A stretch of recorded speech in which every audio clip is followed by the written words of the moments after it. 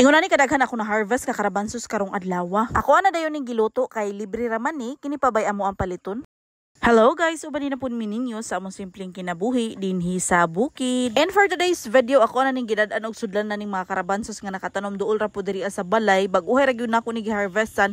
Unya karon ingon ani na pud kadaghan ang iyang bunga. Unya sa wadamhan nakakita na pud kog salag sa langgam dinhi o di ba nagtungtong ra gyud na siya diri sa mga gikatayan sa karabansos. Kini nga gulay perte gyud ani niya kanindot kung kini mao imong itanom kay mamura po ni siyag batong or kapamilyar gyud ni sila sa batong kay mao man sila dahon kana bitong daghan pud kay mohatag og bunga kana dili mo maatog kaon ba bisag gamay ra kayo or pipila ra ka punuan ang imuha nga itanom. Kining gulaya mamura ra punig okra nga kusog kay mohatag og bunga. Ang ila lang kalahian kay ang okra kung dagko na iyang bunga gahi naman di naman nato na makaon pero kini bisan dagko na iyang bunga pwede pa gyud kay nato na gulayon. Unya kini lami po kay ni wag gyud ni labad pwede ra gyud nato ni gisahon bitaw nga bisan way subak-subak pero daghan po ga recommend nga lami po daw ni siya tunuan. Ako po nasuwayan kay upa man may kasuwayan ang ingon ana nga luto diri. Mao na ni siya tanan ako na harvest nag-awas-awas gyud ang sudlanan padulong na ta ko muuli nya diri sa nakakita ko nga naman day karabansos ni katay sa bagnot.